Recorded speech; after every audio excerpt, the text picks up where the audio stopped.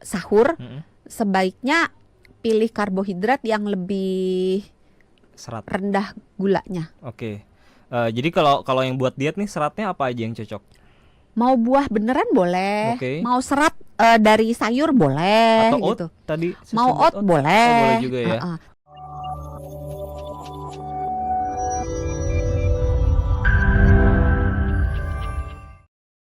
Salat ini banyak orang yang rekomen juga adalah kurma Ya, atau oat atau sayur-sayuran. ya. Ini contoh menu serat yang baik untuk orang-orang yang pengen diet nih apa sebenarnya? Untuk Yang sahur ya. apalagi bikin yang nggak kembung ya. Rasanya sahur jarang makan kurma ya? Atau Ada saya yang juga, salah? ada juga, Ada ya. ada juga. Mm-mm. Eh, saya sih menganjurkannya kurma dipindah ke buka Oh, buka puasa. ya, oke. Karena kurma itu tinggi gula. Jadi walaupun dia Termasuk kurma yang asli ya. Oke. itu sama kayak kismis, buah yang dikeringkan. Oh. Jadi dia tinggi gula sehingga cocok banget buat buka Untuk puasa. Oke. Tapi kalau untuk bersahur, Mm-mm. sebaiknya pilih karbohidrat yang lebih Serat. rendah gulanya. Oke. Jadi kalau yang buat diet nih seratnya apa aja yang cocok? Mau buah beneran boleh, Oke. mau serat dari sayur boleh Atau oat gitu. tadi susu Mau buat oat boleh. Oh, boleh juga ya.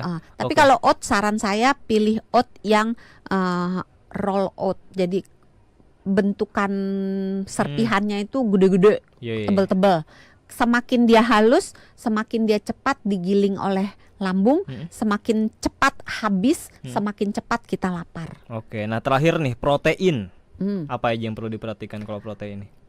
Tadi buah belum? Oh udah ya tadi. Udah ya. tadi buah buah. sama sayur udah ya. Iya. Tunggu saya ngasih tips dulu. Oh iya. Kadang-kadang males ya nyayur ya. Terus kalau buat sahur mau ke warteg juga, apalagi anak kosan gitu, rasanya udah males banget Mager gitu ya. kan. Mager, maunya yang kering-kering gitu. Ngakalinnya pakai lalapan. Jadi tomat, ketimun, terong, terus selada gitu, Iya, dicuci iya, bersih iya. dengan air mengalir. Udah tinggal siap, tinggal digeragotin aja gitu. Itu Oke. bisa jadi tips yang mudah. Iya, ya. Terus protein, apa mau Protein. ditanya? Nah, protein apa aja yang perlu diperhatikan apalagi buat yang mau diet nih menu-menunya? Protein itu penting banget kalau mau diet. Cara memasaknya. Jangan pilih yang digoreng atau yang disantan. Jadi jangan pilih goreng, jangan pilih santan. Susah dong, semuanya serba digoreng banyak. Enggak juga sih sebenarnya kalau kita mau cermat memilih telur misalnya ya. Oh iya, Telur kan rebus. kebanyakan digoreng. Iya. Ya kan? Bisa telur itu direbus atau dikukus, jadi dikocok. Ini saya sering sekali bagi resep ini dan Oh. ini resep yang bener-bener enak. Kalau gimana di restoran-restoran yang jual sushi Ah, itu namanya cawan musi kalau saya nggak salah. Dikoreksi ya sahabat Sonora Oke. kalau ada yang Bagaimana tuh resepnya tahu. tuh? Telur dikocok sampai Iya. berbusa gitu. Terus ditambahin air dengan komposisi terserah kita. Kalau kita mau telurnya lembek banget, 1:1,5 sampai 1:2. Telurnya satu, airnya yang lebih banyak Yap. gitu. Bumbunya tinggal terserah mau garam, mau penyedap rasa. Saya tidak anti micin soalnya. Mau masuk segala macam yang bumbu penyedap, mau masukin micin boleh gitu kan. Mau masukin sedikit kecap boleh, pakai lada, kocok lagi gitu. Terus dikukus. Sesimpel itu. Terus ini variasinya banyak. Ada orang yang nambahin daging ayam ke dalamnya, ada yang nambahin tahu, ada yang di atasnya ditaburin bawang goreng, ada yang di atasnya ditaburin daun seledri, ada yang dikasih minyak wijen. Tapi kalau tujuannya untuk diet, sebaiknya menambahkan seledri boleh, bawang boleh, tapi jangan bawang goreng karena goreng kan gitu. Oh, sampai ke bawang juga nggak boleh goreng ya. Kan kalau tujuannya diet, walaupun sedikit itu ada kalorinya. Nah ini kebetulan ya ada anak kos yang lagi diet, Apip katanya, masih bingung pilih menu sahur yang cocok dibeli. Apakah ada menu yang bisa dibeli di jam pulang kantor dan bertahan sampai sahur? Nah ini dia, ada banyak ya. Nggak punya kulkas berarti saya ya? rasa yang beli dari semalam dan cocok untuk bertahan sebenarnya makanan kita itu tidak baik disimpan lebih dari 2 jam 3 jam di suhu ruang. Oh iya.